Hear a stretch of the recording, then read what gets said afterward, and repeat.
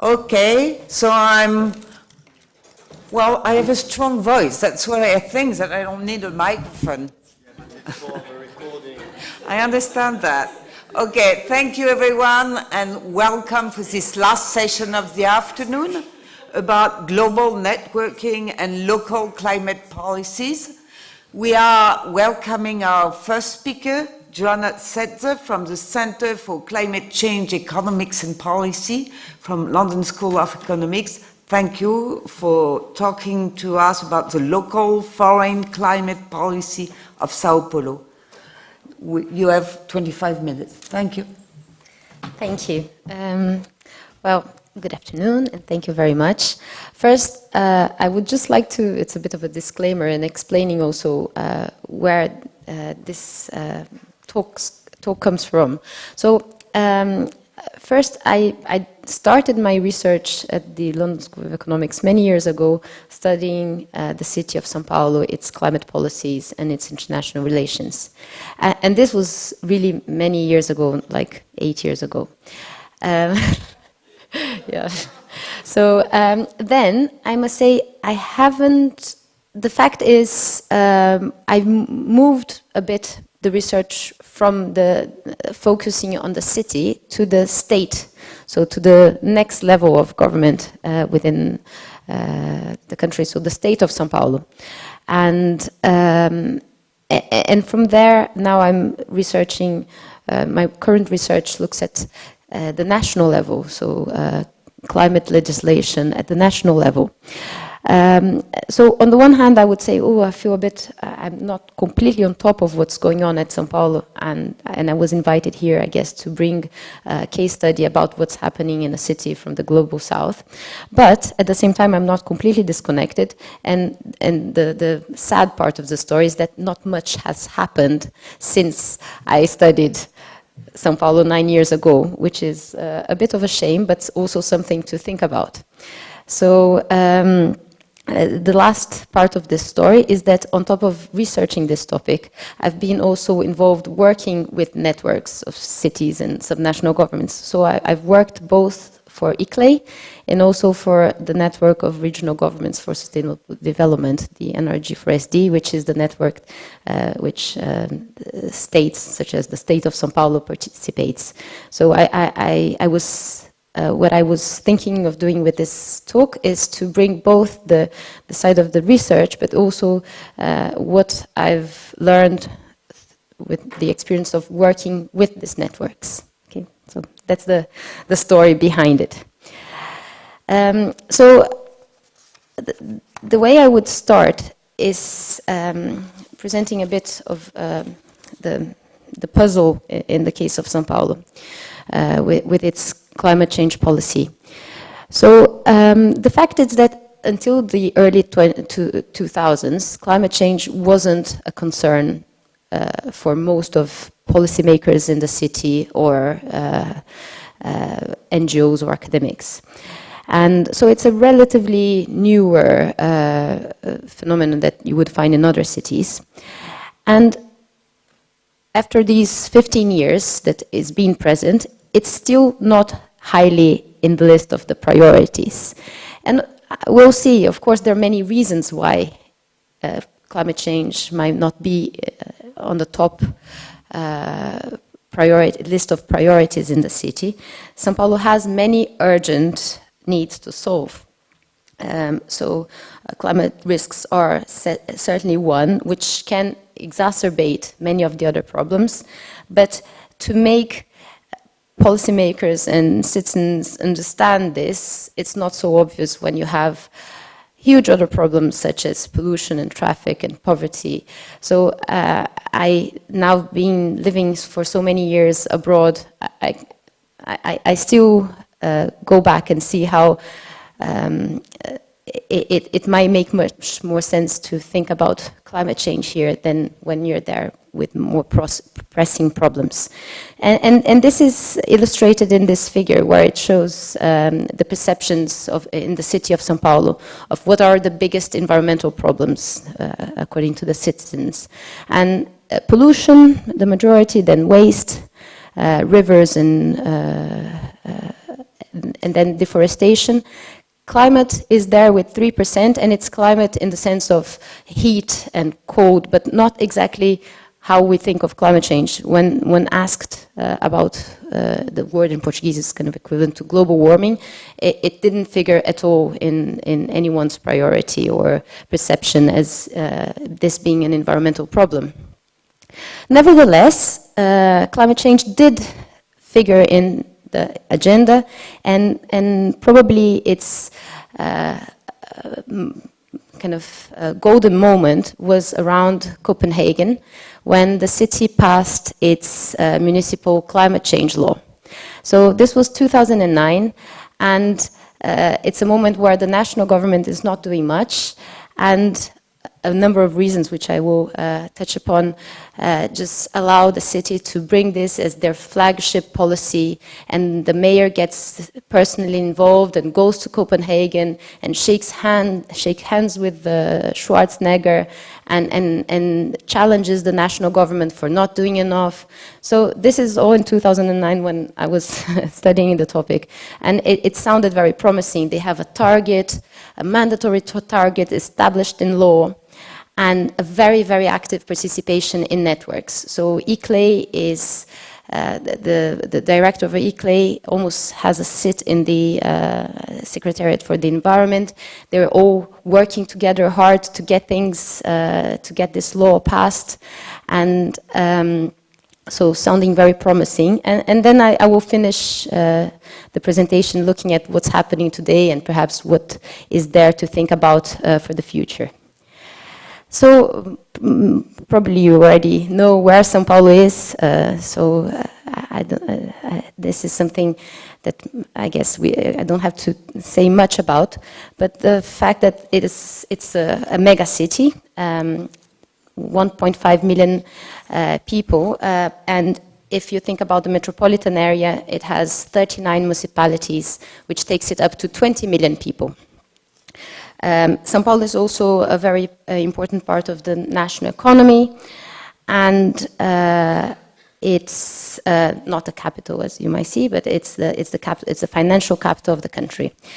Nevertheless, the city struggles with serious problems. So, for example, more than 15% of the population lives in irregular settlements, which, if you think about climate change, is also something that has a considerable effect, because most of these people live in favelas, in slopes, or bank of rivers, and bank of reservoirs, where there's no sanitation, risks of what's the name on the slides? And yes, landslides. Sorry, and therefore a population that not only is causing, contributing to the pollution of rivers and the reservoirs, but also suffering when there are natural disasters.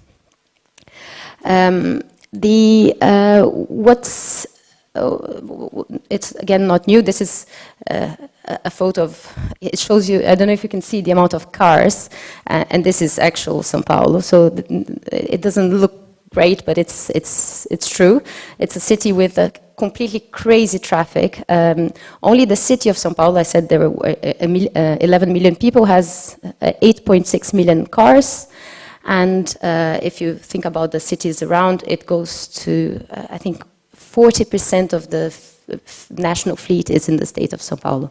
So it's really a lot about individual transport that we'll talk when thinking about climate change and pollution. In terms of the water crisis, in the last 2 years, the city suffered a really extreme, chaotic situation with water crisis, which some people related to already changes in temperature, and something that will be, of course, worsened with climate change and deforestation. And this water crisis led to really a very intense social mobilization against the government, which might be, again, bringing the topic into the agenda. Well, it's a long story. I won't go much into this now, but it did resulted in children dying, in people storing buckets and buckets of water, and this was everywhere in the city for 2 years, basically, so it's just getting better. And the issue with pollution, which is mostly caused by air pollution from transportation. So this is the broad context of the city. For us, looking from here, it's quite obvious that climate change has an important role to play, both in terms of mitigation and adaptation. But what we'll see is that the climate change is not in the policy discourse anymore for a couple of years. The majority of its emissions comes from energy and transport, as I mentioned, and Sao Paulo hasn't updated its inventory. Its first inventory, and I think this is what's interesting about the story, was very much done as a result of the city joining ICLEI, and this was one of the commitments that they took. So it was still back in that time where the city was very engaged with this network. And but since, although the law requires and the city had committed to update every 5 years, it hasn't done any update of its emissions. So if we think about the Nazca platform that has been already mentioned here a few times, and some analysis of what data has been reported, we see that few cities in developing countries report their climate projects into this platform. So the majority, 74% of cities are based in Europe. Cities in Brazil are reporting some of their actions, and Sao Paulo is there with 6 actions reported. 3 are cooperative actions, they called, so participating of the Compact of Mayors, for example, is considered as an action, and also the other actions that are basically the laws that have been passed. So the city does have a number of commitments and policies, which I will briefly talk to you about. So some are established in law, and they are quite clear statements, and the climate law of 2009 is a very, if you read it, really reads well. It's very well written, it covers all the sectors, and it established targets, so reduction targets of 30% by 2012, which was a few years ago, and you can guess what happened in terms of achieving these targets.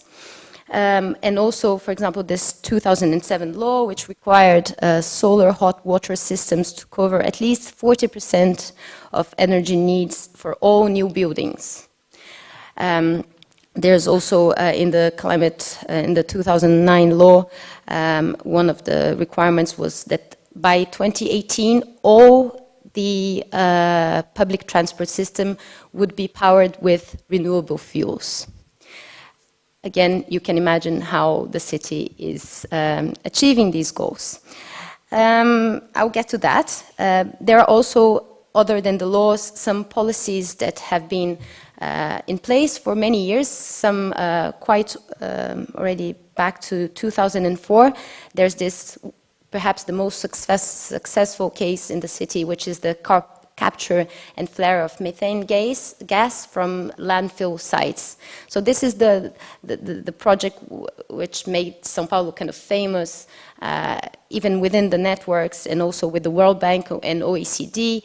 This is considered as a very successful case where the city was able to capture methane from its 2 very large landfills, and it was also, it's been generating financial resources from there.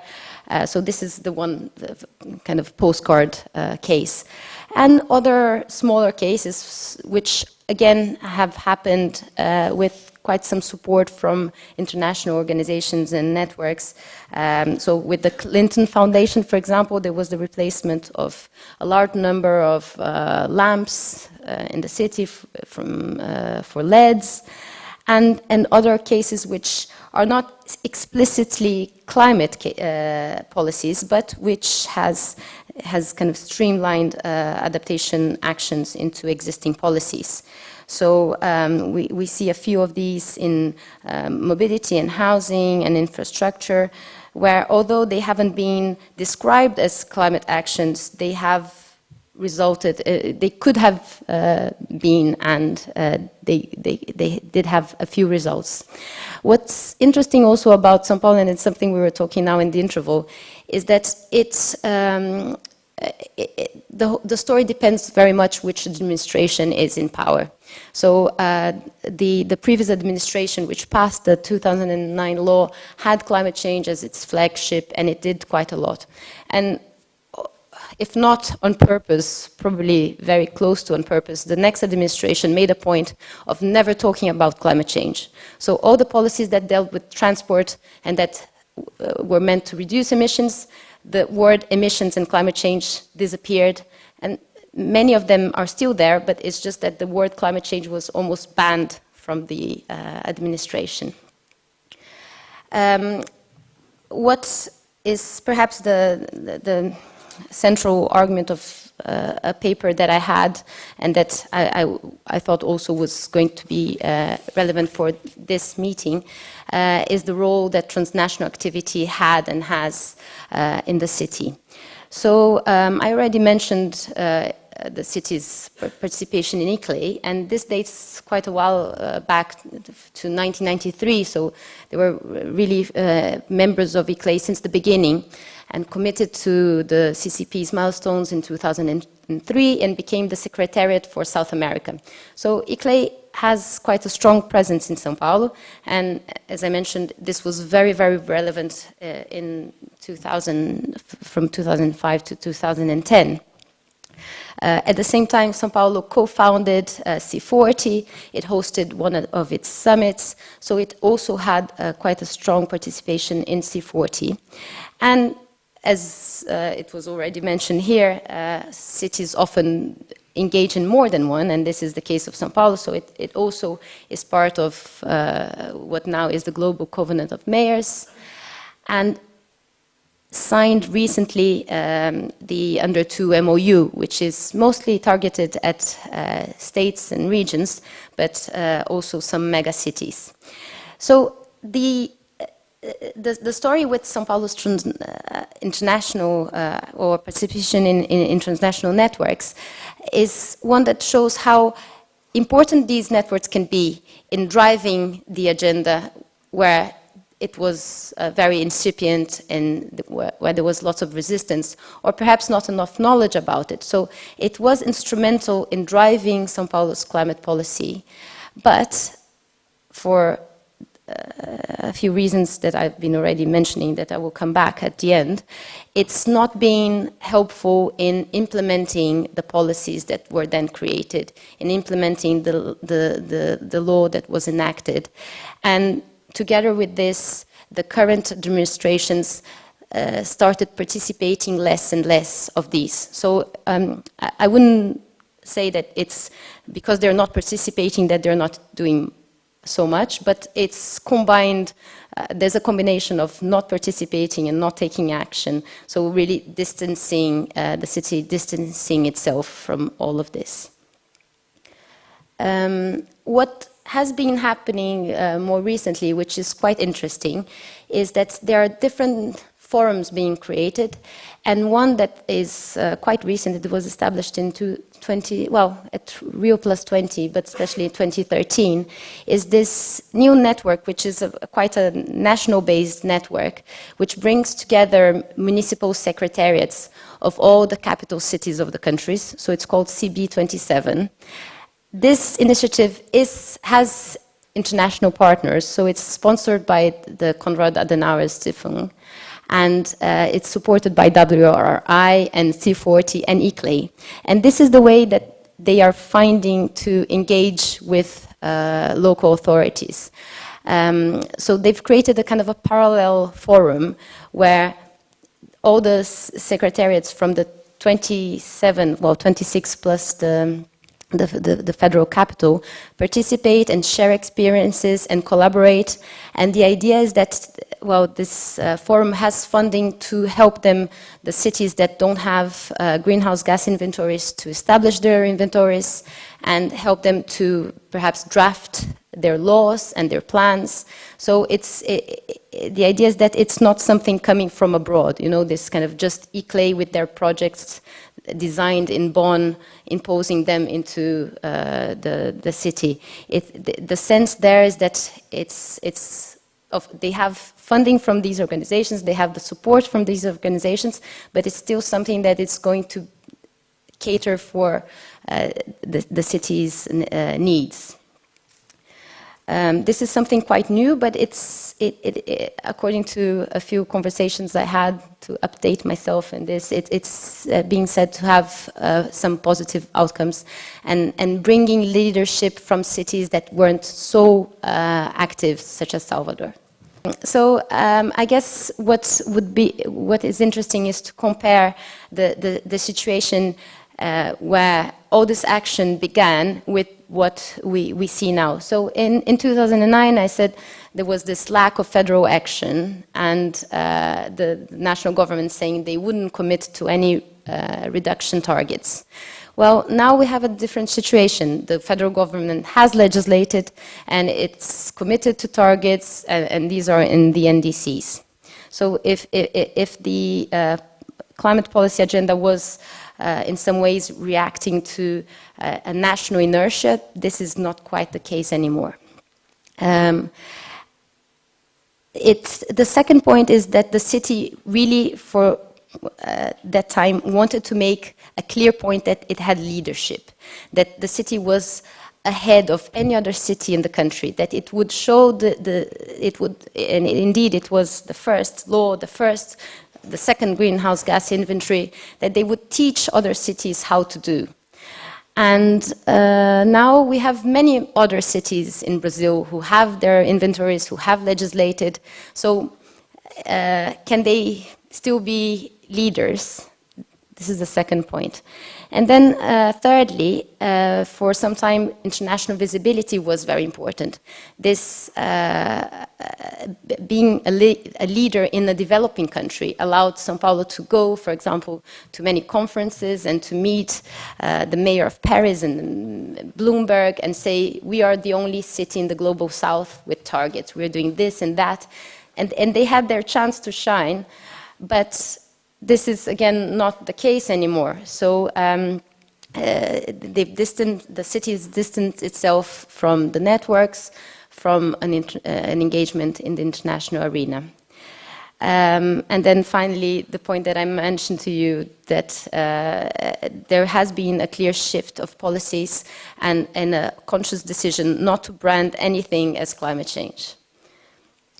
So to finish, I would just mention, I think, as Harriet said about herself, I usually like to be positive and to find the positive things about the story.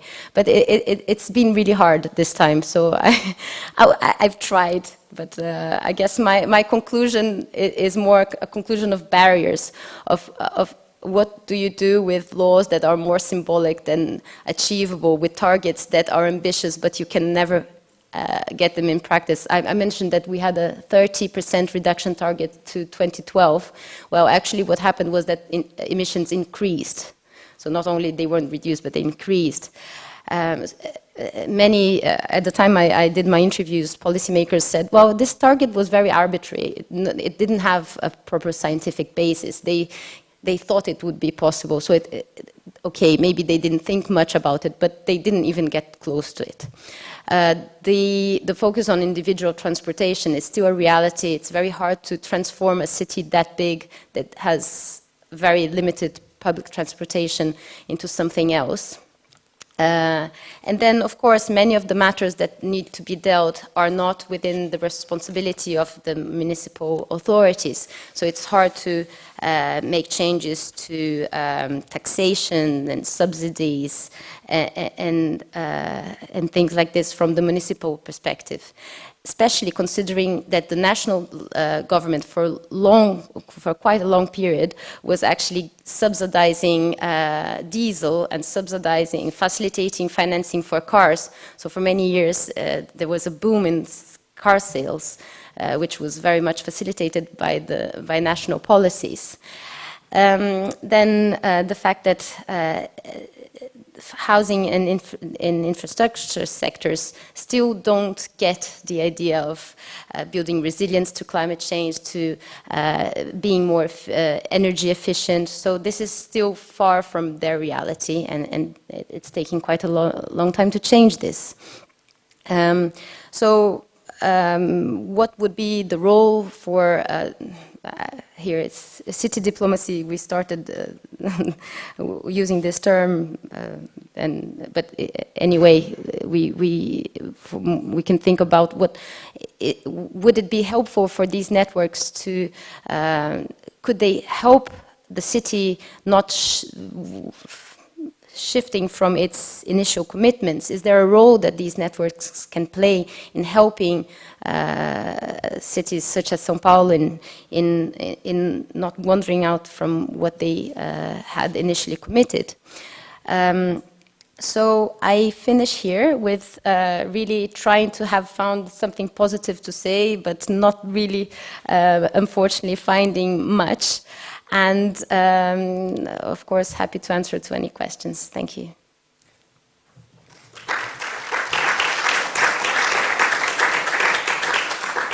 Thank you very much. So I suggest now we're going for questions. Though I would like to know if Clémence Dubois, yes, thank you. I knew you were her, so thank you. And so I'm going to take a few questions. Question/clarification.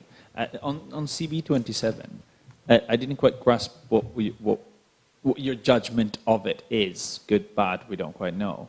And the thing that I didn't quite grasp is, so is it a reflection of an international reality that gets mirrored down? Is it a bottom-up? Is it a confluence of the two? Does it tell us something in particular there? Yeah. It sounds quite interesting. Yeah, I also thought I think it looks quite interesting, and it's more bottom-up with support from international organizations, but it is quite bottom-up, and it's from what I spoke to people and read, it could be it is creating momentum again. So it's really because it starts from the level of the secretaries. And we've seen it so many times that if you have a secretary who's involved, who believes, this person will get other people to, okay, do something. What can we do in our city? So it has this component, and also the fact that they are actually helping them to draft their policies, to undertake their inventories. So giving opportunities for other cities to start, and for those who already started to have a bit of kind of advices on how they can do better. So it's managed by themselves. It's not that there's no secretariat from anywhere else. It's just, it's chaired by one of the cities, and it doesn't have a direct participation, at least from other organizations. So it's been around for 3 years now, and they had a few meetings, and they have already a database of what each city is doing, what has worked, what hasn't worked. They meet once a year. So it does, I think, from everything that has been happening in the past decade, let's say, in terms of the climate policies and initiatives, this could be one that will have better results. Thank you. You have another question.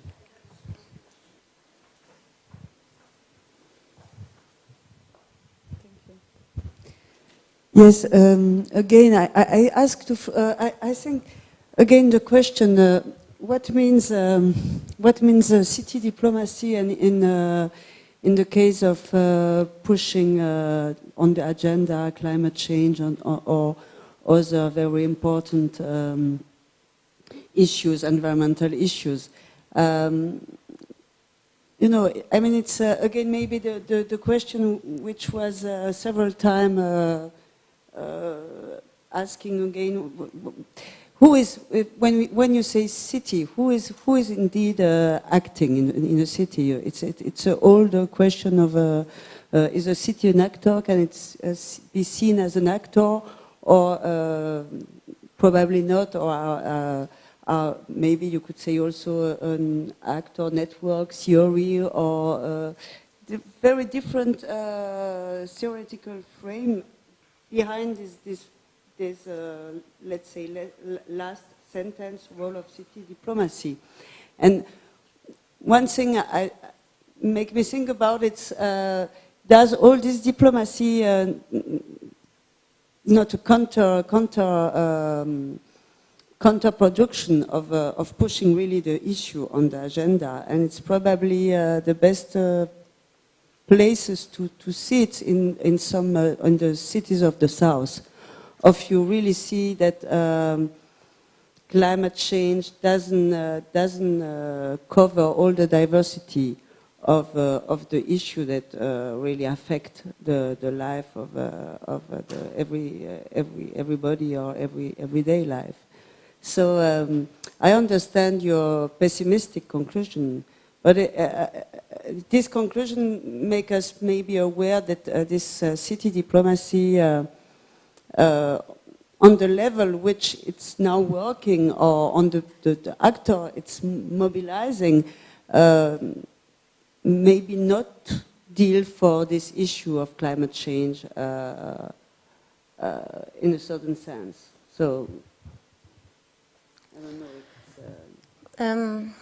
Yeah, well, my feeling, the way I would answer your question, thinking of for example, what I had when I did my interviews and when I worked for ICLEI, so kind of this type of experience, I would say that there is a confluence between creating a momentum within a city and having an international participation and making things happen. So it kind of goes, at least in this case, it went together. You know, you create momentum. The mayor is involved. The municipal secretary is involved. They want to present things abroad. They want to bring things from abroad. They want to showcase. They want to. Also having this opportunity to showcase is a premium for what they've been, their hard work. And I remember there was this quote from my interviews that it was the director for international relations in the city, and the person said, well, you know, I work hard, it's not very glamorous, but for me to have a chance to go to a COP, this is when it's all worth it. So there is this type of reward that they get also from being ahead and participating. So in my opinion, at least in this case, it did come together as much as it all went apart together. It might be a coincidence, but it could not be a coincidence. It would also make sense that once you're engaged with one thing, you are engaged in different ways. And the story of city diplomacy would be, from this perspective, it's one of the components of a broader climate governance approach, but it would just emphasize the perspective of the city going abroad and negotiating, maybe signing a memorandum of understanding with someone. So it's just emphasizing this one side of a story that involves many other things, many other local actions that might be branded or not as climate change. Thank you very much. No, we're just going for the next one. We have time running, so we're going for the next speaker, Yann Françoise from the city of Paris, and who is going to talk to us about how COP21 affected the local climate plan in Paris. Good afternoon. First, maybe one disclaimer, like Joana, about the title of my presentation. I didn't choose it, but finally I like it. It sounds like if COP21 or Paris Agreement looks like contagious disease affected the local Paris Climate Agreement. But maybe be careful with the title. I think it's Olivier, the origin of the title. But if you send the same sentence to the current US president, maybe we have to say that to him that it's a positive epidemic for the country and not a constraint. So after talking about Sao Paulo and before the session about Chinese and Indian cities, I will introduce my village of City of Paris. I work for the City of Paris. I'm the head of climate energy and strategy of the cities. And my city is only 100 square kilometers with only 2.2 million inhabitants. So a village in the global world, but a very, very dense city. Currently, the energy needs of the city is mainly every year need for the heating of the city, heating of the flats, of course a lot of transportation, but as you can see, maybe if you arrive this weekend, we can have hot days in Paris more and more, and so maybe sooner we have a lot of energy demands about air conditioning inside the city. The City of Paris adopted its first Paris Climate Action Plan in 2007, and it was adopted in 2012. Each time, the City Council of the City of Paris adopted the plan unanimously. There is no opposition from the groups. Sometimes there is some opposition about the prioritization of the actions, but no opposition of the global documents. That's very important. First, to maintain my job. Because when you change a mayor, I'm still here after 15 years. And they decided to commit first in 2007 by 2020 to have short-term targets to reduce by 25% the GHG emission compared to 2004. 2004 is very easy for us, is our base year because it was the first time we have a GHG emission globally for the territory, very precise. We have no ideas about the emission on 1990 or 2000, so it's 2004. And we have, they decided at this moment to have a target, long-term target for 2050 to reduce by 75% of GHG emission. It was not new in France because in France in 2005, in the energy law, the state put the commitment to reduce by 4 the GHG emission of the national territory, so it's quite the same. And the City Council of 2012 decided after that to add one other commitment to adapt Paris to the climate change, and so to deliver sooner an adaptation strategy to complete all the document. I won't go into the detail of all our climate action plan because I want to answer to the question how the COP21 affects the local climate action plan. But here in this slide, you have a summary of our global strategy. After 10 years, we can say it's a comprehensive strategy, widespread in every policy of the city, from urban planning to waste management. Of course, you have heard maybe about a lot of things about our sustainable mobility, to develop shared system inside the city, to decrease the impact of the energy demand, especially for the first mandate about the social housing. We retrofit 35,000 social housing units during this period. And thanks to that, it's not only a climate change plan. Of course, we reduce gigawatt, we improve the quality of life of people we improve the quality of air, we decrease the energy poverty in such flats, and we create jobs, because it's local jobs, thanks of this policy. And as I said, in 2015, the City Council of Paris adopted the first adaptation strategy of the cities for completing all of the documentation. Finally, first, I will try to reverse maybe the question. If the city of Paris, the diplomacy of the city of Paris, if there was at this moment a diplomacy of the city of Paris, because now I can say that with my mayor, but I discover, one again, in the first Paris Climate Action Plan, there is a sentence that the city of Paris hopes that the French government will be proactive in international negotiation in having air travel included in post-Kyoto protocol. And finally, the document, there is some advocacy asked to the French government to recognize the roles of local governments, to have positive action, for example, here for aviation and so on. So it was the first step.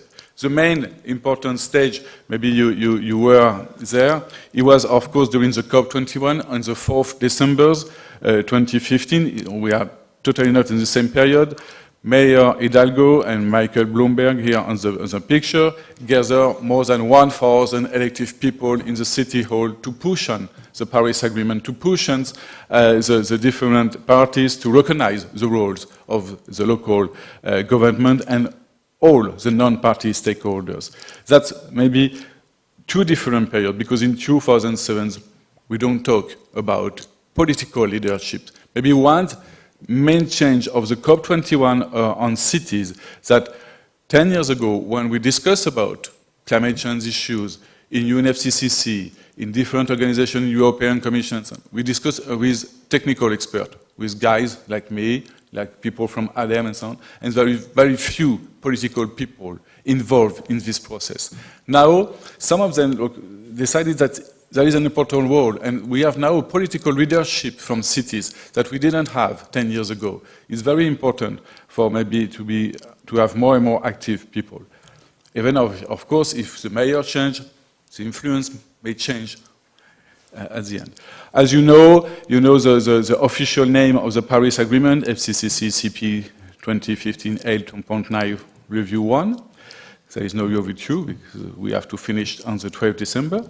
And there is two parts on the Paris Agreement. The decision that a lot of people forgot, the decision with 140 decisions to implement the Paris Agreement, and you find finally one quotation of cities and other subnational authorities in the decision, and of course in the preamble of the Paris Agreement, the recognitions of the all levels of government, cities, local governments, states, regions, what is not a party. For that, finally, maybe 4 years of discussions, 4 years of involvement of some technical people, experts, and after that, political people for those 4 sentences, but very important for the continuation of the process. So, after that, now we have to deal with, for the city, what does it mean? What does it mean to implement the Paris Agreement at the local level? We want to be recognized, but what does it mean for us? And if you read the Climate Summit for Local Leaders Declaration, there is 2 sentences.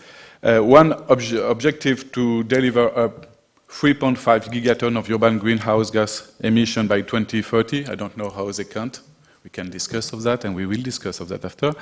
But one important thing that they commit to reduce by 80% the GHG emissions and to get 100% of renewable energy sources by 2050 for all the cities. All the cities. But what does it mean concretely now? Because now, for the case of the City of Paris, we have one decision from the City Council of 2007 and 2012 to commit by 75%, but not 80%. So now I have to make a plan to reduce by 80% the GHG emission to cover the goodwill of the Mayor of Paris. But first, we try to understand what does it mean with other colleagues and what the other cities did. We have a benchmark with 35 cities, so for the slide only 6. And we have a lot of cities that have commitments by 2020, 2030 or so, and 2050. And finally said, oh, wonderful.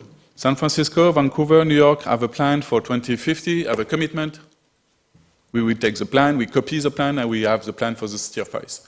Unfortunately, nobody has the pathways from 2020 to 2050.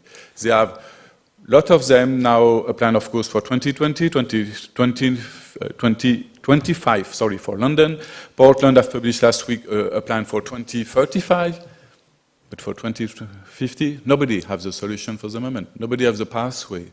Nobody knows what does it mean, finally, to reduce by 100%, 80%, and on what. So we try to work with a lot of different cities, because I didn't list, as you did rightly, all the networks that we are member. Maybe it's shorter to list the networks that we don't are member.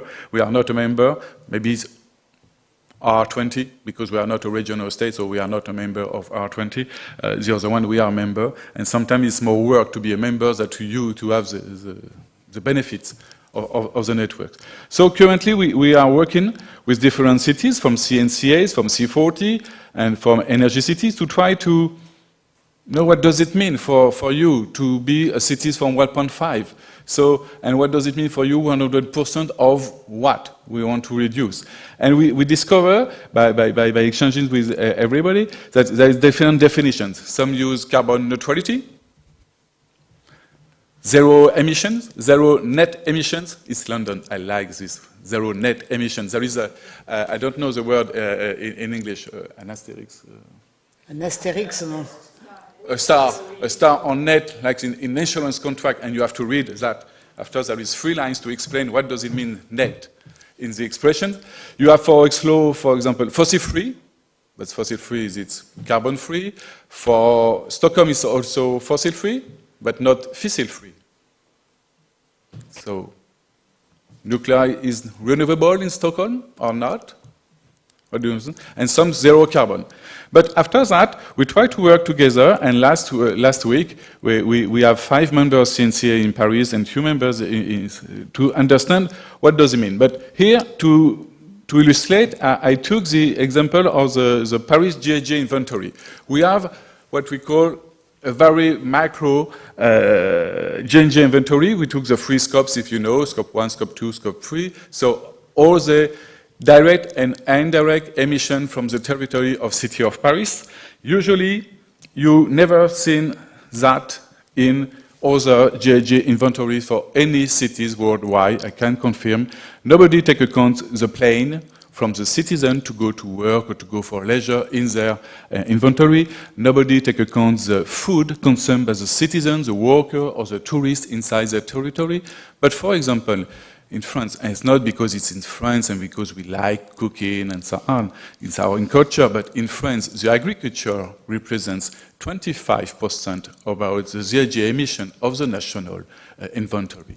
So it's totally normal to find in our territory some GHG emission, even if we don't have any agriculture inside the city. But when you eat a pasta, a plate of meat, or what you want, you have GHG emission produced outside the city. So it was the same thing for the freight. We integrate all the cost of the freight on GHG emission from river, rail, and of course plane for all products used inside the city of Paris. So we have a very global scope 3 GHG emissions. You have the result, but it's not the topics of this presentation. We reduced by quite 10% by 2004. The trend for 2020, it's around 17, maybe 20% to reduce, not 25. Don't say that for the moment to the mayor. I have 3 years to deal and to tweet that. But if you compare to other methods, like GPC, for example, the Global Protocol for the Community, the Global Protocol for the Community in the basic versions, they don't use the scope 3. They integrate only the waste, the transport, and the transport inside the official boundaries of the territory. So, for example, you don't quite have the commuters, the global journey for the commuters, we don't have this. And here, for the case where in the first method, the transportation for the city of Paris is very important, here it's only buildings, because it's quite more the local emissions of the territory and not the global emissions in the sense, in English sense, of the global emissions. But thanks to that, decision makers are very happy because they have one method to compare the GHG emissions of the territory per capita. So what does it mean? Because as we have a very dense city, of course, we will have very low level of GHG emission per capita compared to a very sprawled city. But I'm very happy that we are not the last one. If we want to compare, I don't have Sao Paulo here, sorry. It's why when you see a figure of GHG emissions in internet, don't believe the figures.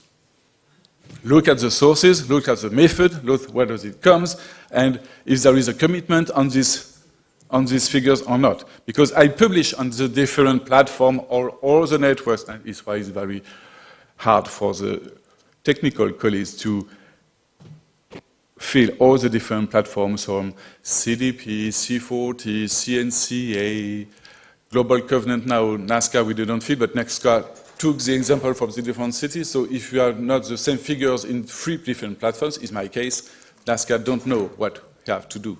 So you have some for the Global Covenant and the European Covenant before, we published 25 million. For the national platform managed by IDEM, we published 25 million. But according to the national method for reporting an obligation from the national law, we report only 0.3 because it's a GHG emission from the government of the City of Paris. It's not the GHG emission from the community of City of Paris. And of course, for CDP and Compact of Mayors, we publish as a GPC format at 5.5. So in one click, I gain 20 million of ton of CO2 equivalents. Each time, it's a CO2 equivalent with the 7 gases. But what's the main important things for us is not the data, because after we have to act, is to know where is the responsibility. Finally, the City of Paris, the government of the City of Paris, the administration, we manage around, for example, 3,500 equipment, public equipment in the city. So we are directly responsible of 1% of the GHG emission inventory of the territory on scope 3. We can influence maybe by our actions, for example, we decided to retrofit the social housing. We choose such a system to collect the waste and to the management of waste. By the urban planning of the city, we can maybe act on around 25%. The rest, 75%, depends on the private choices from the companies, all the stakeholders, and of course the citizens of the cities. So if we want to deal with the Paris Agreement, to reduce our GHG emission, to make maybe possible the achievement of the Paris Agreement, we have to share this vision with everybody. We have to work with everybody of the city, and that's the main challenge. It's quite easy to reduce the GHG emission when you are only managing 0.3 million of the territory. So it's why we work now on the global versus the local. If you have the vision of the territory, the base year of 2004, and our achievement goal by 2050, so maybe as London to be carbon neutral in 2050 for the local emission, pure carbon neutral maybe, and for the global emission maybe to be zero net carbon, because maybe we have to offset. But to offset, offsetting is not a beautiful word for the moment in the French languages, because people consider that if we made offsetting that we don't mitigate first. We choose that maybe it's easier to offset than to mitigate. But at the end, if we want to be carbon neutral, maybe we have to reduce the emission by another way. So to conclude, that's how we have to do now, because we work on the future Paris Climate Action Plan for the end of this year. We have to to create a new plan for 2020-2030 and to be carbon neutral by 2050. You can see that for the first draft, we have to accelerate, of course, as everybody said, the trend by 2020 to 2030. We have to do more for a city level than at the national level, because we want to be carbon neutral by 2050. So we need the help, of course, and the same parallel with the national level, but we need more and more help from the national level to help the city level to have the competency and the power to manage such a policy. And after that, if we are in the version of the global scope 3 emission, we know that there is a stock of emissions that for the moment we can't reduce. So how to deal with that? Must we offset? Must we produce more renewable energy sources for a territory, but maybe outside, because inside the city of Paris we can't produce 100%, that is sure. But maybe, as you know, we can have positive territory and negative territory, and maybe a stock exchange CO2 from cities. There is a regional stock exchange CO2 emission from California to Quebec. We can have the same system between different network cities. It's another solution. Here's the same diagram, but for comparison from global to local emission, because currently we think that we can reduce quite by null the emissions, local emission, because we want to have renewable energy sources for all the territory. So we must, as you said, to ban any fossil fuel from the territory, so we have no more diesel car, you have no more gasoline car inside the city. It's one of the challenges, for example, and of course we have to retrofit the stock of the building. Currently, 95% of the building for 2050 are already here in our territory. So it represents to retrofit, for example, 1 million of units to retrofit by 30 years. What a wonderful market for the builders. But we have to find the money, and green bonds is not only the one solution for that.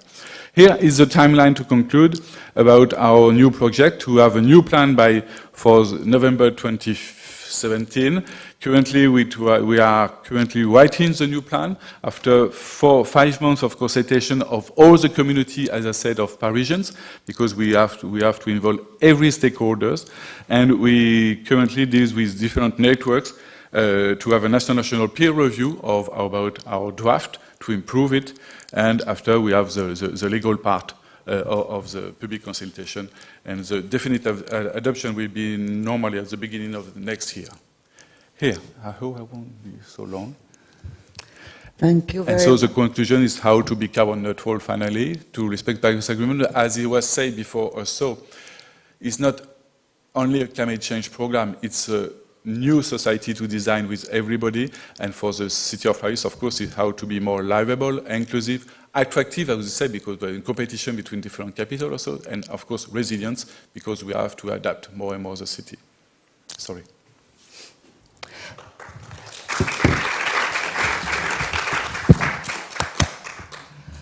Thank you very much. As we are running late, I suggest that we go for the next speaker, and then we'll bundle up all the questions for the end. Thank you very much.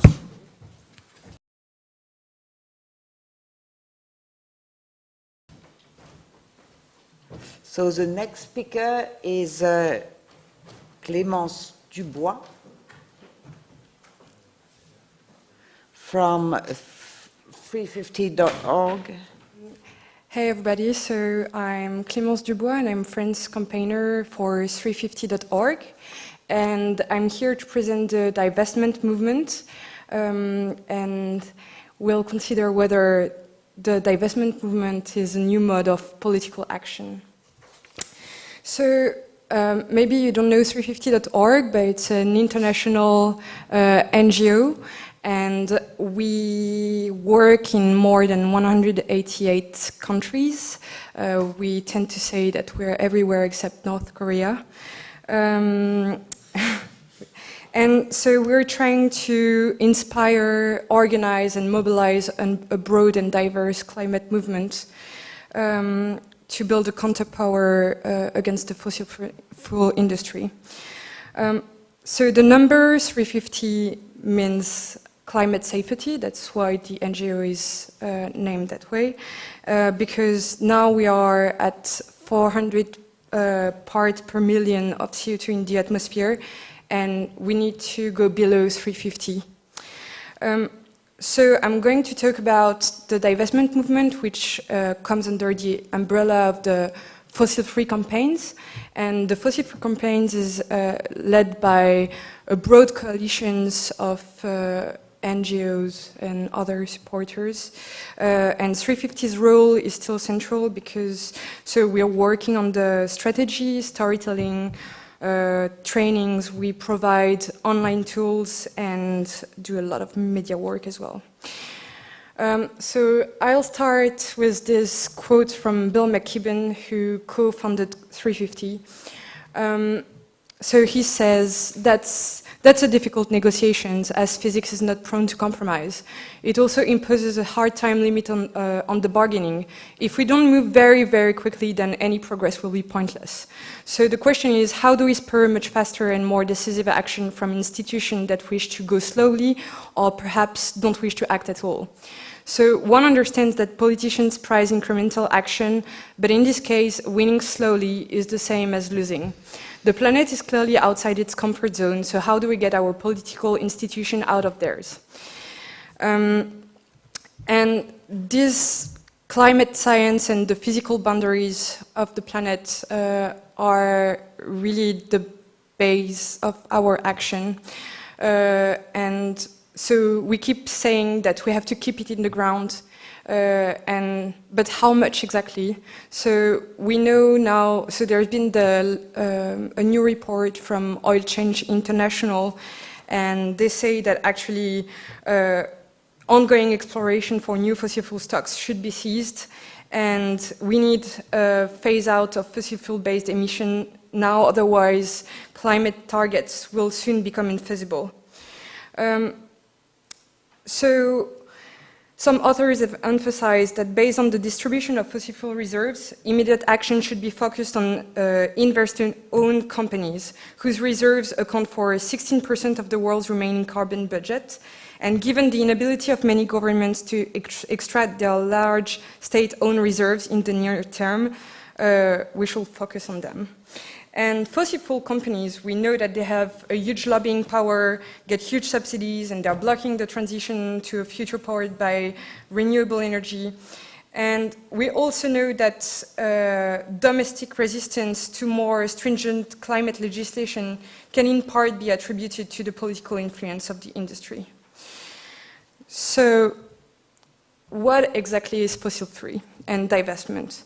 So divestment is the withdrawal of investments to fossil fuel companies by institutions, and often through things like pension funds following public pressure. But we do also other works, so on sponsorship.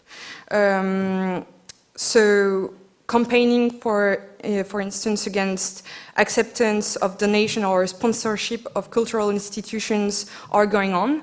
So the Tate, for instance, has cut its ties with BP, and there is an ongoing campaign at the Louvre. Collective is asking them to cut their ties with Total.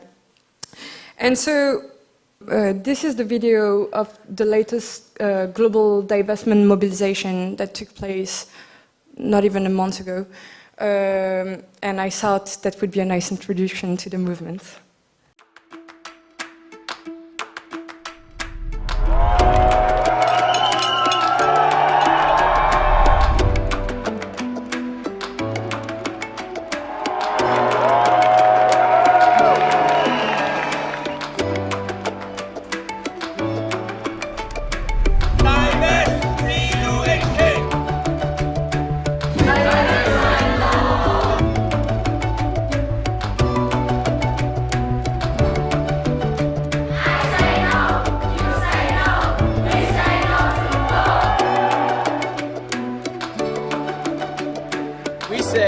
University, you should switch banks, cut the ties.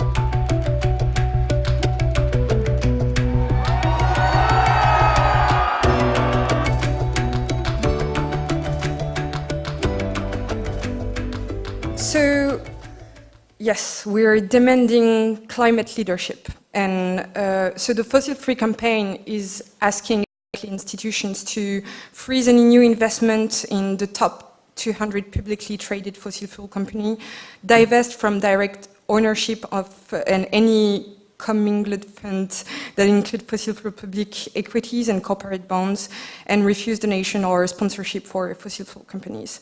So the motto is, if it's wrong to wreck the planet, then it's wrong to profit from it. So where are we at now? So the campaign is pretty young because it's been launched in 2012. But there is now more than 100 of campaign on 6 continents, and 730 institutions have already divested. So the divestment campaign as a strategy isn't new. It has been launched used for to end the apartheid. Desmond Tutu said that it was decisive in ending the apartheid. But yeah, this one is the fastest growing divestment campaign. And so who are the institutions who are divesting now? So very different institutions. So for instance, universities, almost 1/3 in the UK. That's how I got involved as well as a divestment campaigner in my at DLSE. But also capital cities in France, Germany, Norway, Sweden and Denmark, but also faced institutions and medical. So the cities in the divestment campaign is clearly a very important part of what we're trying to achieve, because we are saying that cities should pave the way towards more global actions. And so lately we had many cities, so I've been asked to provide a bit of details of what happened. So for instance, in Norway, the assets under management are about 8 billion, and Oslo became the first world capital to divest in 2015.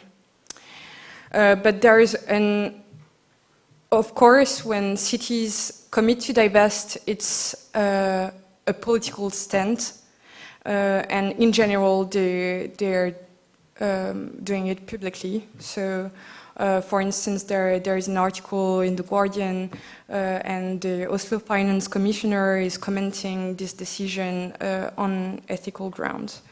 But there is also the Stockholm, Copenhagen, and well, I won't go into all those details because I don't think it's the most interesting, but it's here in case you want later to have those details. We have also the Republic of Ireland. In January 2017, they became the first country to divest from fossil fuels. So once enacted, the bill would force the Ireland Strategic Investment Fund to sell its investment in fossil fuel industry over the next 5 years.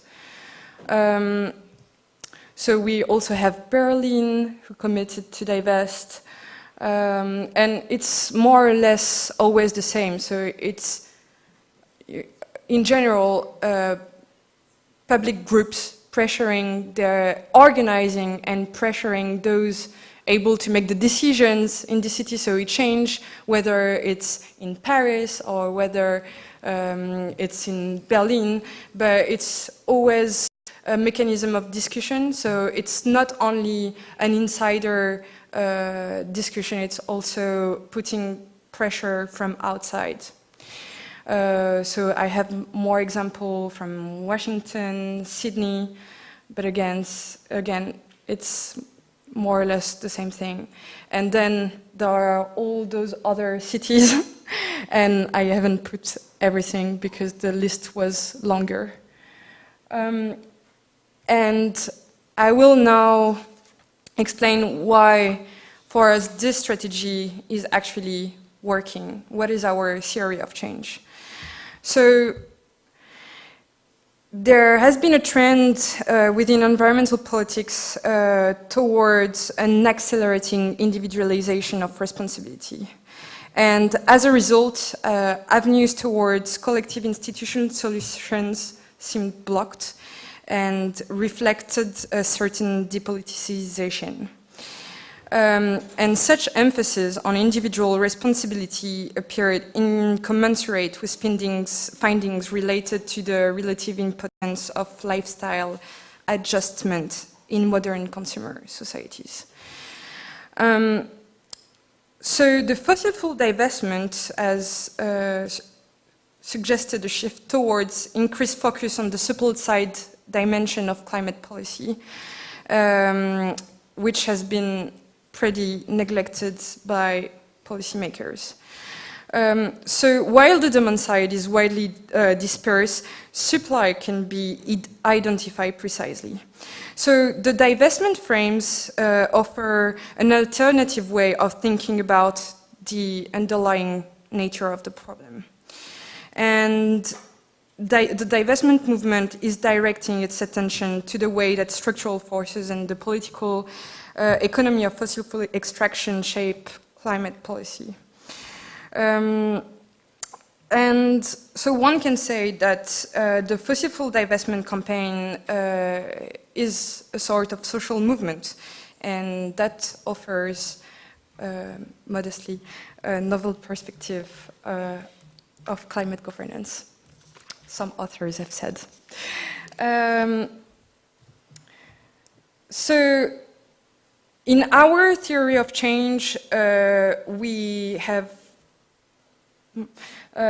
this understanding of the power.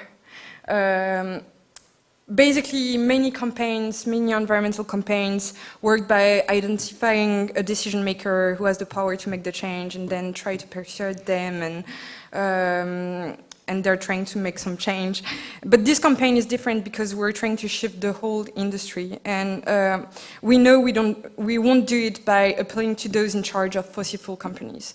So the fossil fuel movement intends to break the status quo, and this motto saying that we shall all work hand in hand. We can't hide that our aim is to make the fossil fuel industry the pariah of the society. And so, while the fossil-free as an industry-wide approach, we're not focused on a single company or a single project or a single sector like coal, which is what a lot of NGOs are doing. So we try to push back on the narrative put forward by oil and gas companies. For instance, we can see that Total is really pushing forward its narrative that it's becoming a responsible fossil fuel companies because they're massively investing in gas and blah, blah, blah, especially shale gas. And we released a counter report on their climate strategy, and it appears that they're only investing 0.02% in clean energy. So the divestment activists highlight the illegitimate political power of the fossil fuel industry itself. And the implication is that the damage done by fossil fuel companies extends beyond problems associated with the production of negative externalities, but rather that the industry itself must be at the center of attention, given its illegitimate nature, within the context of accepted climate science. So yes, our aim is to stigmatize the fossil fuel industry and to break its political power. And so we need to erode the pillars of support of the fossil fuel industry until it collapses. And all those institutions, like our cities, they are supposed to be the warrant of the common goods and to represent citizens. And so that's why it appears that cities are good targets because everybody is connected to its cities. And so we're using institutions or cities because they are really influential, and that's how we leverage the voices of the grassroots movement. The numbers are pretty impressive because it's more than $5 trillion which have been divested so far. But the real point is really not money. So the divestment strategy has been understood as a way, it's true that we shall fund solutions and not the problem, that's for sure. But it's not just a financial strategy. So we're eroding public support bit by bit, and more institutions publicly cut their ties. So once explicit and implicit political protection of the fossil fuel industry, such as subsidies, insufficient regulation, extraction rights, which are granted often by cities becomes morally unacceptable, then we consider also that business interests in general may then turn away from it.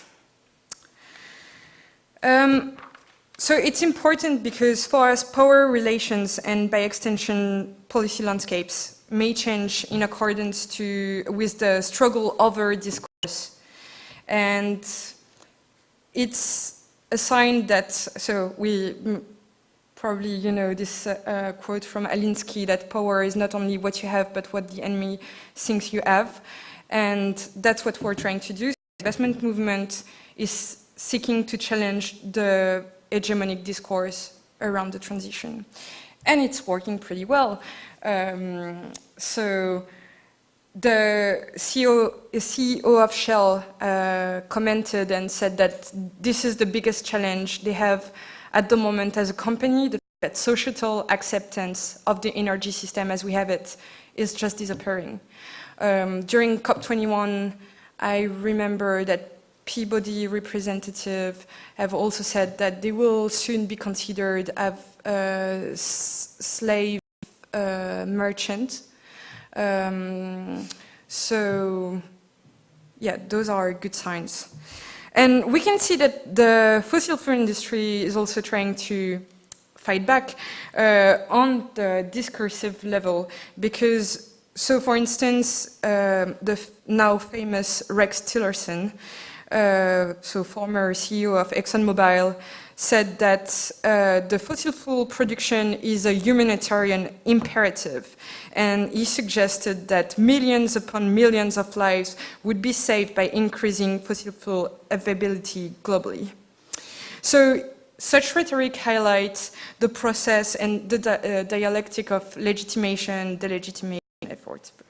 So the campaign has been able to create resonance and has had endorsement from high-level figures, so such as Christina Figueres, Desmond Tutu, but also Leonardo DiCaprio, Patti Smith, and Thomas Piketty, Tim Jackson, Naomi Klein, and so on. And it has, so that's what I was saying, first they ignore you, then they laugh at you, and then they fight you, then you win.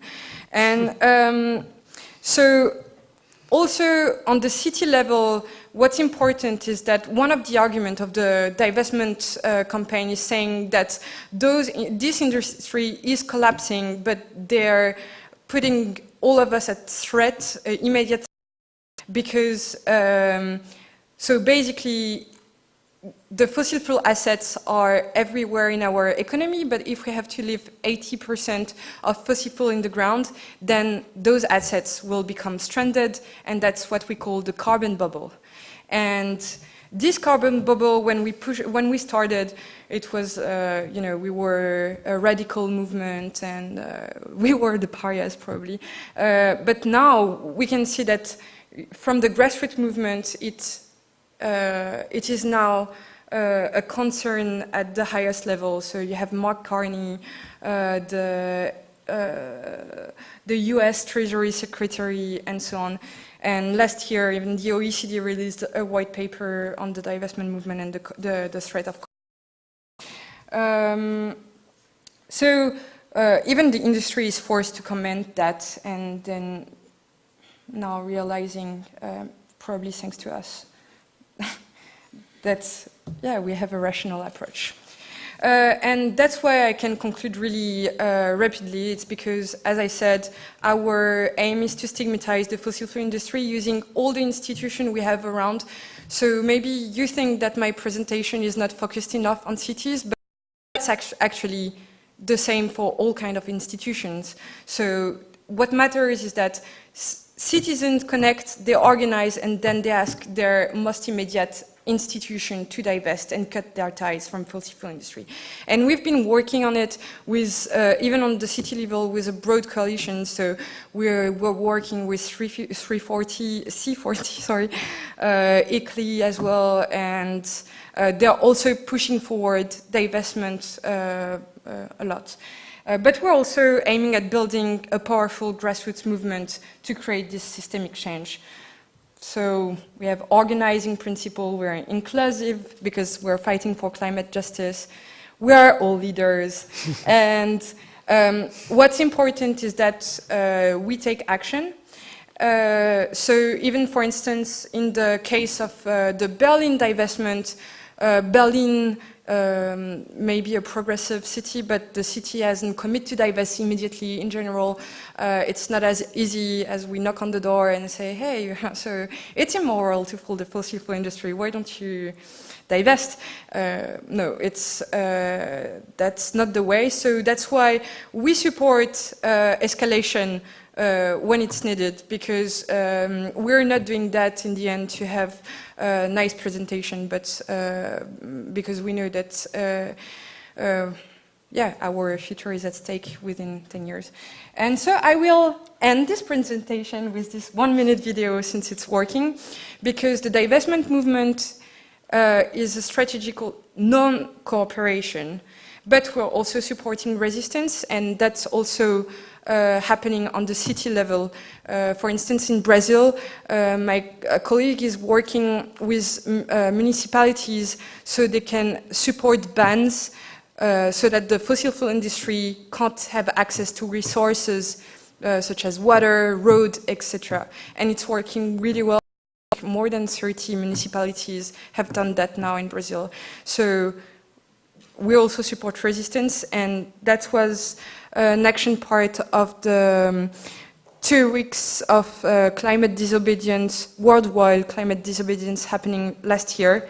And this was the European target, which is the biggest coal mine of Europe in Germany, called Ende Gelände, and the action is called Ende Gelände. When was it? It was last May, just a year ago.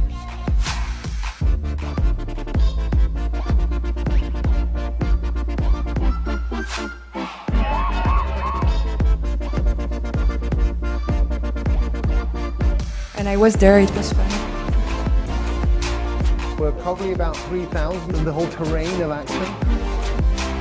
And I'm sorry for the music, that's not my choice. 1,500 have come from all over Europe. We're here to stop the trains from coming across the tracks because we believe in climate justice and we want the coal to stay in the ground.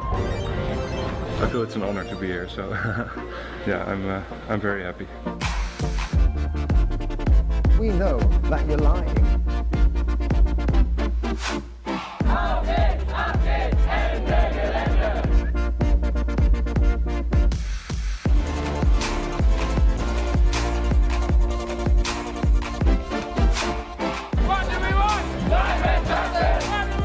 Now! We need to act in every way we can, and civil disobedience is one of this.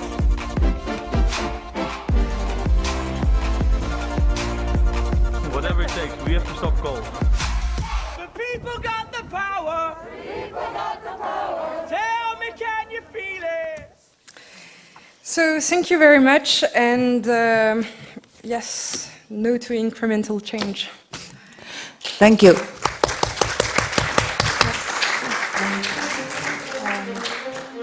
So now we have time for questions. I would be delighted to take some. Well, I'm sorry. It's a question for the first with the Brazilian case. Just on a small part of what you said that you had informal settlement, irregular settlement, and saying that they were part of the problem for the climate change. And but I was not really convinced, because you said they were polluting, but pollution of water, if I understood well, so that's not really climate change. And also that they were at risk, and that, of course they are at risk. They are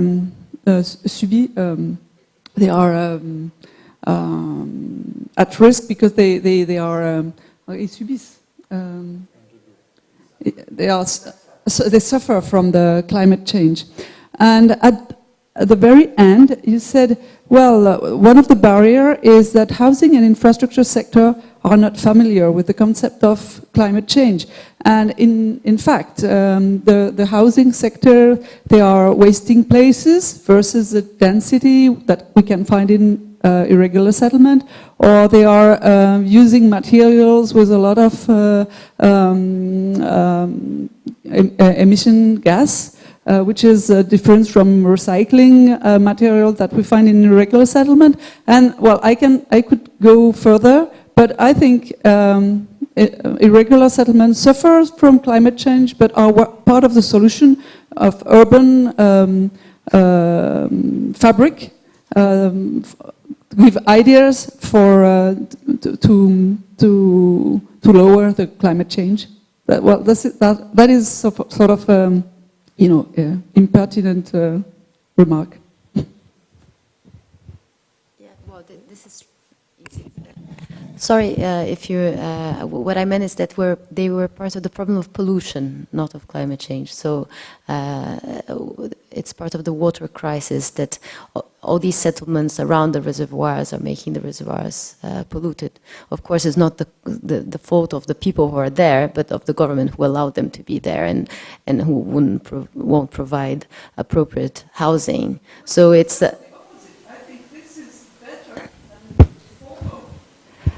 Climate change, I mean, not for the way of life. It's that there's no, for example... I think they are more able to become sustainable neighborhoods than formal neighborhoods. Because they are more dense, they are, you have like peatonable places, you can make more greenery there. If it is regularized, not as it is, but as an urban fabric. It's... if we are thinking in terms of climate change, it's a bit provocative, I know that, but I wanted to raise this question. Yeah, well, if there was sanitation, for example, if les déchets weren't being thrown directly in the rivers and reservoirs, so of course it needs all of this if there was a better use of it is worse land. for pollution, but not for climate change. Yes. So next. Yes, thank you. Two questions, one for Paris and the other one for Clémence. For Paris, you talk about CO2 offset. So I would like to have some precision, if it's possible. Does it mean special offset is like a pre-carbon, c'est ça?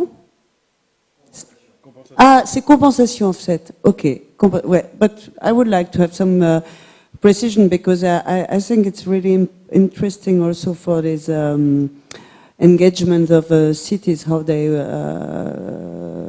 implement climate change and on this issue. And for Clémence, I found this small design or this small schemata about your theory of change very interesting, because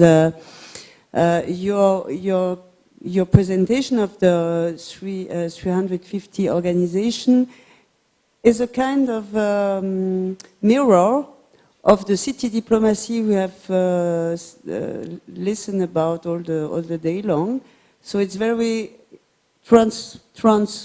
a kind of structuration of power which is trans, and not, as you have seen, hierarchic.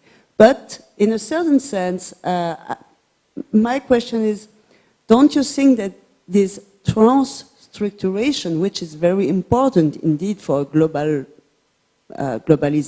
and global planet, has a very weak place, which it doesn't take ground?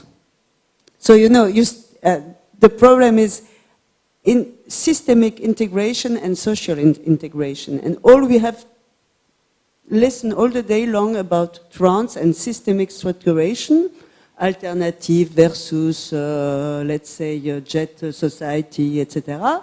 But indeed, we stay exactly on the same level, something out of ground, something like out of ground, and which is, so my perception, very weak. It's a very weak point of this both structuration. So, thank you very much. Yeah. As I said, we are currently trying to write the new plan after a very important consultation. And during this consultation, it was decided that there is no topics that we can talk. And of course, we talk about offsetting. But first, to make people understand that if we want to be carbon neutral on the global emission of the territory, we can't do anything else that at one moment to compensate, to offset. After this question is how to offset. Because, for example, if the City Council of Paris will decide at the end of this year that we will be zero carbon by 2050 on scope 3, it's not the City Council of 2049 we will compensate all the emission in 1 year. So we have to know how to deal with that. And I don't think so, like it's my personal purpose, that it's the role of the City Council to compensate all the emission of the territory, because as I said, 80% of that is the private decisions. So we have to create a model about that. And why obligatory to compensate outside the national level? For the moment, there is no economic schemes for cities to compensate in France. But maybe we can create a special fund to compensate in the metropole of the City of Paris, because the cost of a CO2 ton within the Paris boundaries or within the agglomeration of Paris is not the same than to reforest in Amazonia. I'm sorry for Sao Paulo and Brasilia, but it's not the same cost. But we have, at the same time, more and more people, more and more companies, for example, that create exhibitions within the City of Paris said, we want to have a carbon neutral exhibition. We don't know how, but we want to pay something to your city to compensate, and we have any system to validate that. So it's, for the moment, open mind discussion to maybe to create a system variable for the City of Paris or the region. We have a wonderful system in France, I don't know the word in English, péréquation.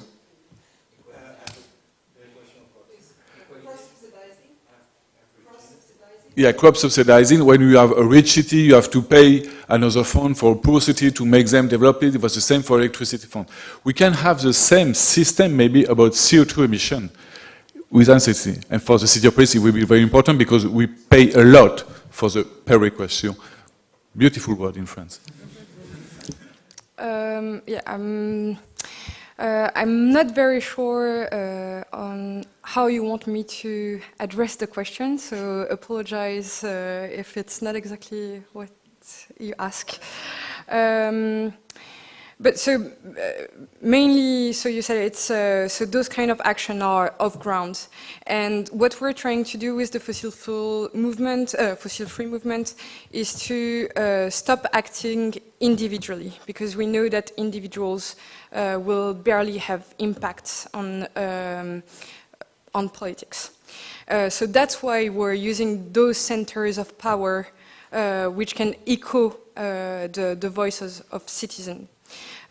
Then maybe you said it's off ground because it's not building climate solutions on the territory, but that's why we say that the climate movement should work on two legs. So one leg is are the alternatives, but the alternatives will never thrive if we don't stop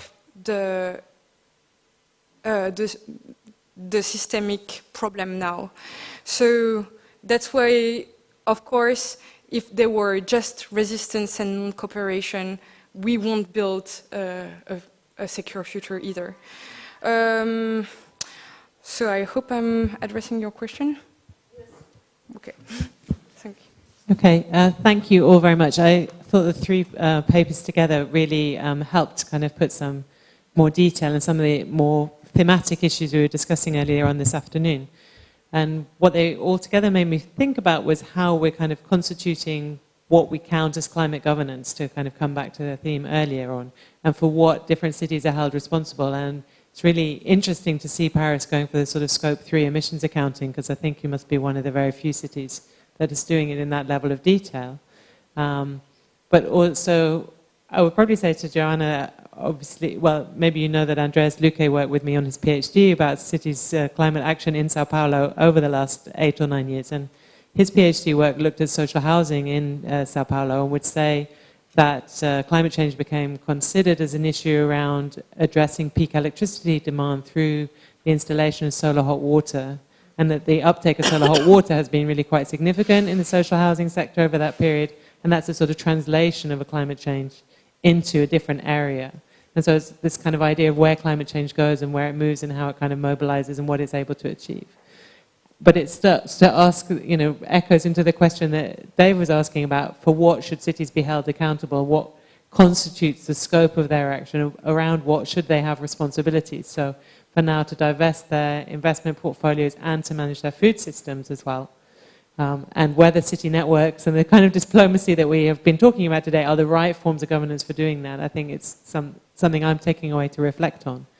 But just to kind of put this into a question, I think what's really interesting about the divestment movement is how focused it is on fossil fuels and how unfocused it is on the Scope 3 emissions.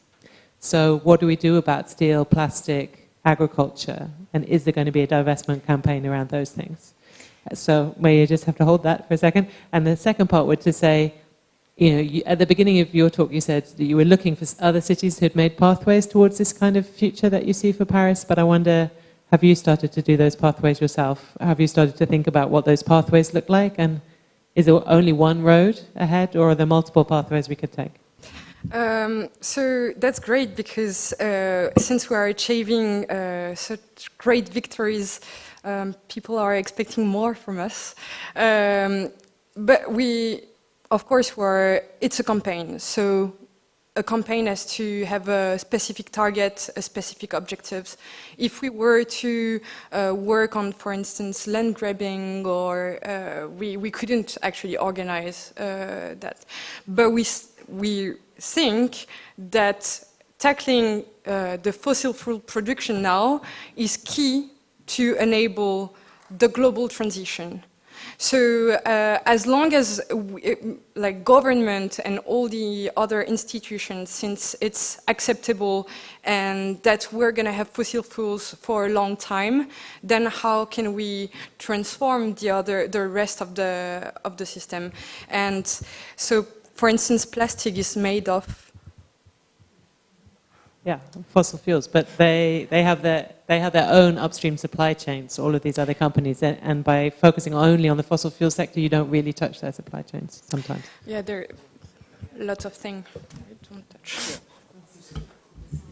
Yeah, to answer shortly, of course, for the moment, we don't have only one way to go there. We will try to write a paper about precise roadmap, maybe by 2030, with different main actions, main initiatives to support by the City of Paris or by the different partnerships. I can say for the moment, if we are reassured that the list of the initiative will be the list equal to the list of CO2 ton emissions that we have to retrofit, the main important thing for the moment is to find every way to retrofit, to mitigate everywhere, to make the territory more maybe circular about the economy, to decrease the importation of any fossil inside the city by the cement, by the concrete, and of course to shift the way the people transportation, but the people transportation for me is not the main issue for the next 30 years. The main issue is for cities is all the logistics to deliver the city, because we need foods, we need energy, we need supplies, and we don't know for the moment how to shift. And of course there is different way, and we don't know for the moment, or we hope maybe the technology disruption that we can have from hydrogen for not, I don't know, because 20 years ago when I began, everybody thought by 2000 there will be hydrogen everywhere. It's still everywhere in the mind. So it's more and more, but not yet. So we don't know. So for the moment we try to design a plan by what we know and to retrofit what we have to do, and for the existing city of Paris. We are not a sprawling city, we are not a developing city more and more, that change and do and so on. And it's easy, finally, for me, because I don't have a population, but maybe we grow by 600% in the next 10 years. So that's great. But I can say that I can decrease by 80% because I have not, it's not 80% that business as usual. I met my colleagues for Change and they say, oh, for me it's so easy. I will decrease by 300% my GHG emissions. Business as usual because I will close by 600%. So you will have the best result of any climate change expert in the cities. So I was going to come back to the question I asked Joana because Mr. Françoise, you gave me the opportunity maybe to come back to it. When you referred to Paris's position regarding plane travel, I understood it was that Paris wants the planes to pay the full price of fuel, whatever. That could be considered an artificial objective, if I wanted to be critical, because what relations does it have to the life of the Parisians? Or it's militancy, advocacy, and I sense from the various presentations that essentially the virtue of cities is that they are a great amplifier of your campaigns. And that's great for campaigners, for militants. So is this plain thing an issue of advocacy? Or is it somehow related to my own interest as a Parisian dweller, which I don't really see because it's convenient for me to have an airplane at a low cost not far from me. So in the end, this is what I'm getting from these various presentations, that the cities are amplifiers, that they depend on those who are governing the cities. I find that the mayor of Paris is great, personally, because, and in answer to the question that was raised earlier, in terms of anchoring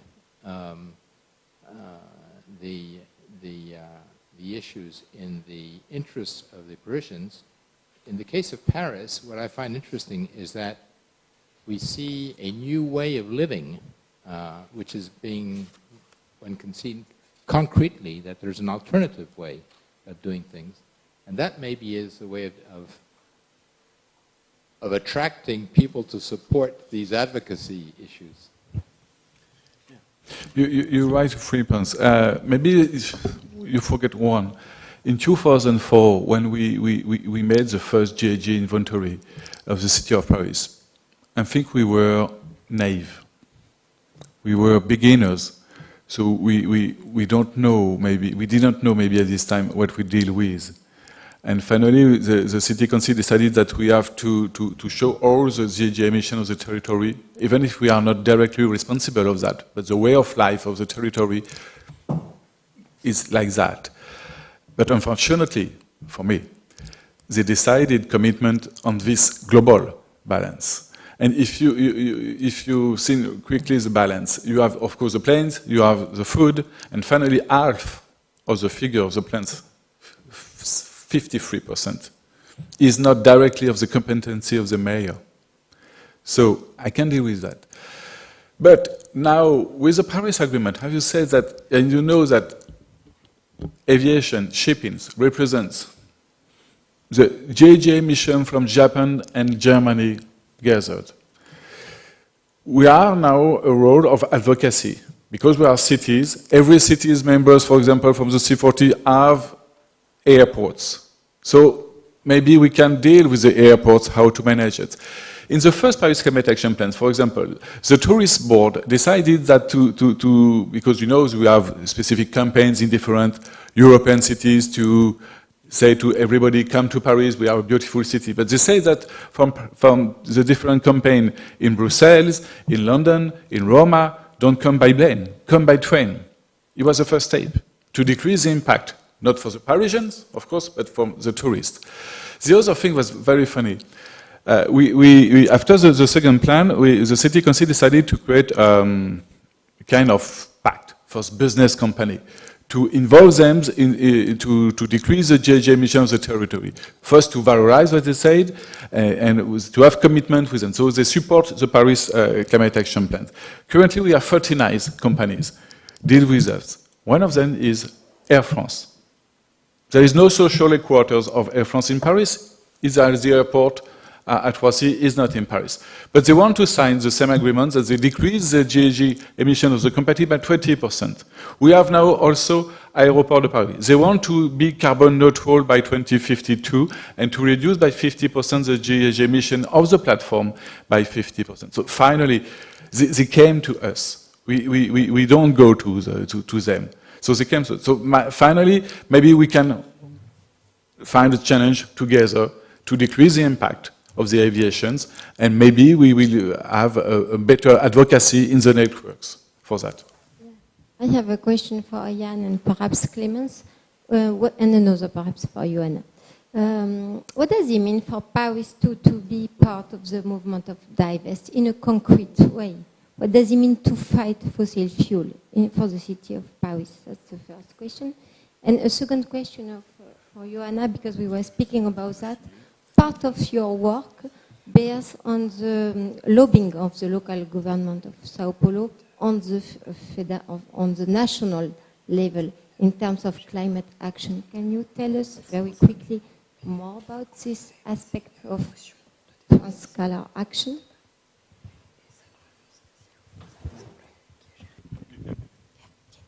So this question on how the kind of subnational-national relation takes place, I briefly mentioned the fact that in around 2009 there was a lot of, if not going against, going beyond the national government. So there was a clear statement that subnational governments in Brazil were ahead of the national government. They would do more, they would be more ambitious, and this was clear in all the cities and states that were legislating and taking action, similar to what you see in the US, in Canada, and in Australia. So in many federal countries, this is the case, that you have a very active subnational governments in face of inactive national governments. So there was this side of the story, but also there was an interesting way in which the national government accepted this. So at the same time that you could have a more conflictual relationship between the levels, they found a way to build this relationship in a rather cooperative way, and this is something that I think you're referring to, because it's something I also wrote about, and the way that this happened, for example, institutionally, the federal government created within the ministry a secretariat to deal with subnational governments, and this was based within the Foreign Affairs Ministry, because a lot of the climate debate was international. So they would have meetings before COPs where the national government would discuss with the subnational cities and states, what is the national strategy? What do you think about this? How can we do better? So there was really a conscious effort to coordinate levels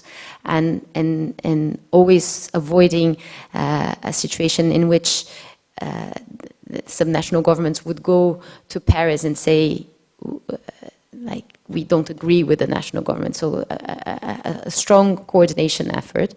And at the same time, a positive influence, in the sense that the national government, and this I got from many interviews, that they really did more because they were being pressured to do more, but they took this as a kind of a positive challenge. And so this dynamic between the national and the subnational, involving also participation in international debates, such as the Conference of Parties, and how the delegation, the national delegation, officially involves subnational levels. So mayors, all governors, they can join the national delegation, for example, with being accredited as national delegation. So there were all these arrangements that were made at the time, and that many of these arrangements still are in place to make sure that there's less conflict and more cooperation between the levels.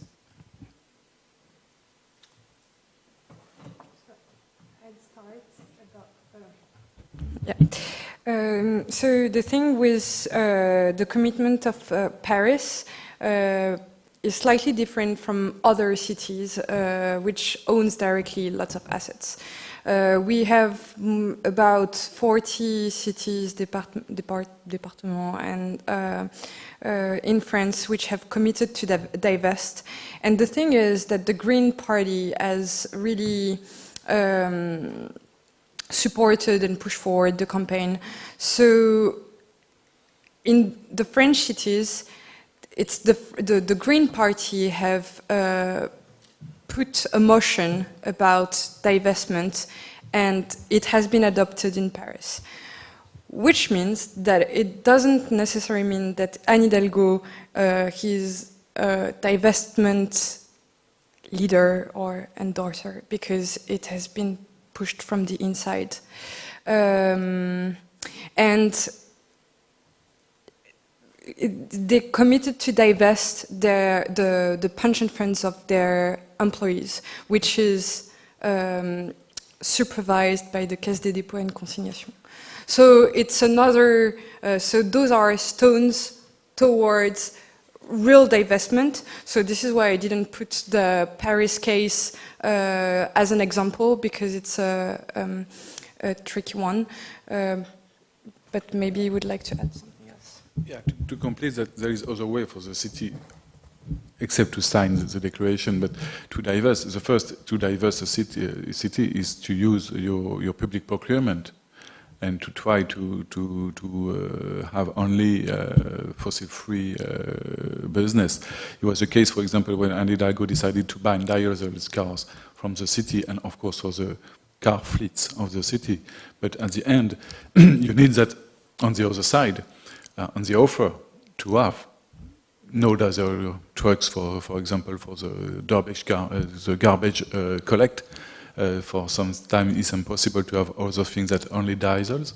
But it's a movement. And the other way, the City Council of Paris decided also to have only now green bonds or climate bonds for financing all the big projects I saw. But finally, it's not so easy to answer to all the green bonds principles. And you can finance everything in the climate action plan with the green bonds. For example, you can finance, if you, for example, our social dwelling retrofitting, we can finance directly by your green bonds, because we give a big incentive to the social doers, the city companies, but it's not directly the city companies, to retrofit the flats of the social flats of the city. So it's refused by the green bond principles because it must be direct investments.